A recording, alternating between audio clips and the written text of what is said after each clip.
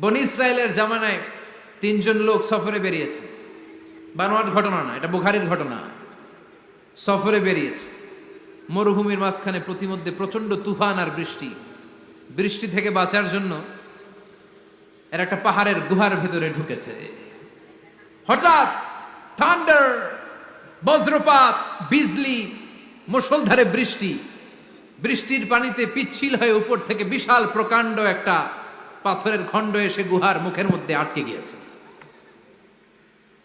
যেই গুহার মুখ দিয়ে তারা ঢুকেছে, ওইখানে বিশাল একটা পাথর গড়িয়ে এসে উপর থেকে পড়ল। অন্ধকার, ভিতরে কোনো আলো নাই, কোনো জনমানব নাই, বাঁচানোর কেউ নাই, কিচ্ছু দেখা যায় না, ঘুটঘুটে অন্ধকার। বাইরে থেকে আলো আর অক্সিজেন যে আসবে ওই সুযোগটাও নাই। তিনজন বুঝে গেল আমাদের মৃত্যু এখানেই হবে, আমাদের কঙ্কালগুলো শত শত বছর এখানে পড়ে থাকবে, কেউ উদ্ধারের জন্য আসবে না। ঠিক কিনা? বাঁচানোর কেউ নাই, অক্সিজেন যতটুকু আছে কিছুক্ষণ পরে এটাও শেষ হয়ে যাবে। তিনজনের একজন বলল আমাদের বাঁচানোর কেউ নাই, একজন ছাড়া তিনি কে?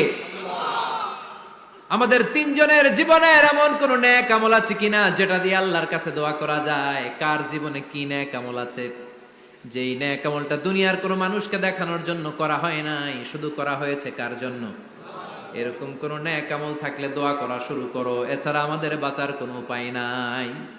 একজন দোয়া করা শুরু করলো, হাদিসে লম্বা একটা হাদিস, আমি সরল বঙ্গানুবাদ শোনাচ্ছি। একজন দোয়া করা শুরু করলো, একজন বলতে শুরু করলো, আল্লাহুম্মা কানালি আবাওয়ান শাইখান কাবীরান, ও আল্লাহ আমার বৃদ্ধা মা বাবা ছিল, আমি পেশায় ছিলাম রাখাল, প্রতিদিন রাখালগিরি করার পরে ছাগলের দুধ দোহন করার পরে যখন বাসায় ফিরে আসতাম সবার আগে আমি আমার আব্বা আম্মারে দুধ খাওয়াতাম।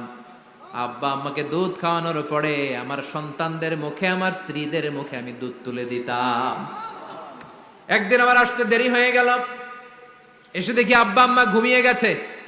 দুধের বাটি নিয়ে আমি আব্বা আম্মার মাথার সামনে দাঁড়িয়ে রইলাম। মনে মনে ভাবলাম আব্বা আম্মা যখন ঘুম থেকে জাগবে, আব্বা আম্মারে আগে আমি দুধ খাওয়াবো, তারপরে ছেলে মেয়েরে খাওয়াবো, স্ত্রীদেরকে খাওয়াবো। দাঁড়িয়ে রইলাম, আমার ছেলে মেয়েরা এসে আমার কাছে বললো আব্বা খাবার দাও, আমি দেই নাই। ক্ষুধার জ্বালায়, ক্ষুধার যন্ত্রণায় পাগল পড়া হয়ে আমার কলিজার টুকরা ছেলে মেয়েগুলো আমার পায়ের মধ্যে পড়ে কাঁদতে লাগলো, আব্বা একটু দুধ দাও, ক্ষুধা লেগেছে। ও আল্লাহ আমি দেই নাই। ফজর পর্যন্ত দাঁড়িয়ে রইলাম। ফজরের সময় যখন আব্বা আম্মা ঘুম থেকে উঠলেন, সবার আগে আব্বা আম্মারে দুধ খাওয়ালাম, তারপরে ছেলে মেয়েদের মুখে তুলে দিলাম। ও আল্লাহ, ও আল্লাহ, ওই দিনে সারা রাতটা আমি দাঁড়িয়ে আব্বা আম্মার জন্য যে দাঁড়িয়েছিলাম, দুনিয়ার কাউরে দেখানোর জন্য নয়, শুধু তোমারে খুশি করার জন্য। ওই রাতের ইবাদতটা যদি তোমার কাছে পছন্দ হয়, ফাফাররিজ আন্না মা নাহনু ফি, আজকে যেই বিপদে আমরা আছি, বিপদ থেকে তুমি বাঁচা। বলার সাথে সাথে 1/3, 1/3 পাথরটা ডান দিকে সরে। সুবহানাল্লাহ পড়বেন না? এবার বাইরে থেকে আলো আসতে শুরু করেছে, অক্সিজেন ঢুকতে শুরু করেছে, তাদের মনের মধ্যে স্বস্তি ফিরে এসেছে। এবার দ্বিতীয় জন দোয়া শুরু করলো, আল্লাহ আমার এক চাচাতো বোন ছিল, এত সুন্দরী, আমার জীবনে এত সুন্দরী নারী আমি দেখি নাই, এত সুন্দরী নারী। ওয়া কুনতু উহিব্বুহু বিআশাদ্দি মা ইউহিব্বুর রিজাল আন নিসা, একজন পুরুষ একজন নারীকে যত ভালোবাসতে পারে আমি ঠিক ততটা ভালোবাসতাম আমার এই সুন্দরী কাজিনকে, চাচাতো বোনকে। কিন্তু আমার মনের কথা আমার চাচাতো বোনরা আমি বুঝাতে পারি নাই। একদিন লজ্জা শরমের মাথা খেয়ে চাচাতো বোনরা আমি বললাম, তোরে আমি বড্ড ভালোবাসি, একান্তে আমি তোরে চাই। চাচাতো বোন বলল, এত এত স্বর্ণ মুদ্রা যেদিন জমাতে পারবা ওই দিন আমারে পাবা। এবার আমি স্বর্ণ মুদ্রা জমাতে লাগলাম, জমাতে জমাতে জমাতে জমাতে বছর শেষে স্বর্ণ মুদ্রার থলে নিয়ে চাচাতো বোনের হাতে দিলাম। চাচাতো বোন আমার অপকর্মে রাজি হয়ে গেল। গোপন একটা রুমের ভেতরে আমরা ঢুকলাম, দুইজনেই জামা কাপড় খুলে নেকেড হলাম, জিনা করব, পাপ কাজ করব। একেবারে ফাইনাল ডেস্টিনেশন আমরা চলে গেলাম। পাপ কাজ যখন আমরা শুরু করব, ইন দা মিন টাইম আমার চাচাতো বোন আমার ডেকে বলে, ও আমার চাচাতো ভাই, ইত্তাকিল্লাহ, ইত্তাকিল্লাহ, আল্লাহরে ভয় কর, আমার সতীত্ব নষ্ট করে দিস না। আল্লাহ ওই মুহূর্ত থেকে ফিরে আসা কোনো পুরুষের পক্ষে সম্ভব ছিল না। ইত্তাকিল্লাহ এই বাক্যটা শুনে, তোমার আওয়াজ শুনে আমার কলিজার মধ্যে কাঁপুনি ছুটে গিয়েছে। তোমার নাম শুনে আমি আর ধৈর্য ধারণ করতে পারি নাই, চিৎকার মেরে জামা পেড়ে ওই ঘর থেকে বের হয়ে গেলাম।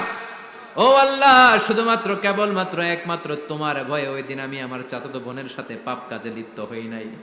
আল্লাহ রে, ওই দিনের আমলটা যদি তোমার দরবারে কবুল হয়ে থাকে, আজকের বিপদের দিনে তুমি আমাদের বাঁচাও।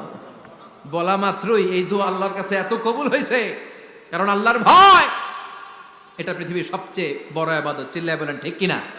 যাদের হৃদয়ে আছে আল্লাহর ভয়, তারা কভু পথ ভুলে যায় না। আল্লাহর প্রেম ছাড়া এই দুনিয়ায় কারো কাছে কোনো কিছু চায় না। ঠিক কিনা? আল্লাহর ভয় আল্লাহর কাছে সবচেয়ে বড় প্রিয় ইবাদত। আল্লাহর কাছে দোয়াটা এত পছন্দনীয় হয়েছে, মুহূর্তের মধ্যে 2/3 পাথরটা গুহার মুখ থেকে ডান দিকে সরে যায়। 2/3 পাথর এখন সরে গিয়েছে। এবার তারা বেরোতে চেষ্টা করলো, দেখা যায় হাত বেরোয়, কারো পা বেরোয়, মাথা বেরোয়, কিন্তু পুরো বডিটা নিয়ে বেরোয়া যায় না। বাকি আছে কয়জন? কথা কন। এবার 3 নাম্বার লোক দোয়া করতে শুরু করেছে, আল্লাহ ইন্নী ইস্তাজারতু উজারা ফাদাফাতু সামানাহুম। আল্লাহ, আমি অনেকগুলো শ্রমিক ভাড়া করেছিলাম, তাদেরকে দিয়ে কাজ করিয়ে তাদের ঘাম শুকিয়ে যাওয়ার আগে প্রত্যেকটা শ্রমিকের পারিশ্রমিক আমি দিয়ে দিয়েছি। সবগুলো শ্রমিক আমার কাছ থেকে পারিশ্রমিক বুঝে নিয়েছে, একজন ছাড়া। একজন না নিয়ে চলে গেছে। তার টাকা তারে আমি বুঝাই দিতে পারি নাই। তার রেখে যাওয়া টাকা দিয়ে আমি কয়েকটা ছাগল কিনলাম। ওই ছাগল পালতে পালতে বাচ্চা দিল, আরো বাচ্চা দিল, দিতে দিতে বিশাল ছাগলের ডেইরি ফার্ম বানালাম। 1 যুগ পরে ওই শ্রমিক এসে বলে, হে আমার মালিক, 12 বছর আগে তোমার কাছে কাজ করেছিলাম, টাকা কিন্তু নেই নাই, টাকা দাও। আমি বললাম, ওই যে বিশাল ছাগলের বড় একটা ডেইরি ফার্ম দেখা যায়, পুরো ডেইরি ফার্ম তোমার, ডেইরি ফার্মটা তুমি নিয়ে যাও। শ্রমিক আমারে বলতে লাগলো, তাস্তাজিউ মিন্নি, আমার সাথে ঠাট্টা করো নাকি? একদিনের পারিশ্রমিক দিয়ে ডেইরি ফার্ম হয় নাকি? যতটুকু টাকা তোমার কাছে আমি 12 বছর আগে পেতাম, ততটুকু দিলেই চলবে। তারে আমি বুঝিয়ে বললাম, তোর টাকা দিয়ে ছাগল কিনেছি, ছাগলের ব্যবসা করে ডেইরি ফার্ম বানিয়েছি, একটার পর একটা ছাগল বাচ্চা দিতে দিতে আজকে হাজার হাজার ছাগলের এই ডেইরি ফার্ম, পুরো ডেইরি ফার্মটা আমি তোরে দিয়ে দিলাম। বলা মাত্রই শ্রমিকটা ডেইরি ফার্ম নিয়ে চলে গেল। মাবুদের এই কঠিন বিপদের দিন সে শুধু দাবি করেছিল তার পারিশ্রমিক, তার পারিশ্রমিকের টাকা তার হাতে দিলে সে খুশিতে বাকবাকুম, কিন্তু তার বদলে পুরো ডেইরি ফার্মটা আমি তার হাতে তুলে দিয়েছি একমাত্র তোমার সন্তুষ্টির জন্য। ওই দিনের আমলটা যদি তোমার দরবারে একটুও ভালো লেগে থাকে রে মাওলা, আজকের কঠিন বিপদ থেকে বাঁচাও। বলতে দেরি মুহূর্তের মধ্যে বিশাল পাথর খণ্ডটা গুহার মুখ থেকে ডান দিকে সরে যাও। আল্লাহর শুকরিয়া করে 3 জন বের হয়ে যায়। সহিহ বুখারীর বর্ণনা। আপনার জীবনে এমন কোন নেক আমল যদি থাকে যেটা শুধু আল্লাহরা দেখানোর জন্য করছিলেন, আমরা আমল করব অবশ্যই দেখানোর জন্য, তবে মানুষকে নয়। কারা দেখানোর জন্য? আমাদের সব দেখানো হবে একজনকে। চিল্লায় বলেন, তিনি কে? লা ইলাহা ইল্লাল্লাহ, আর একটা হচ্ছে আল্লাহু আকবার। এই 4টার চেয়ে শ্রেষ্ঠ জিকির আর নাই। কথা বলেন, এটা এই 4টার ভিতরে ইল্লাল্লাহ আছে? কথা বলেন।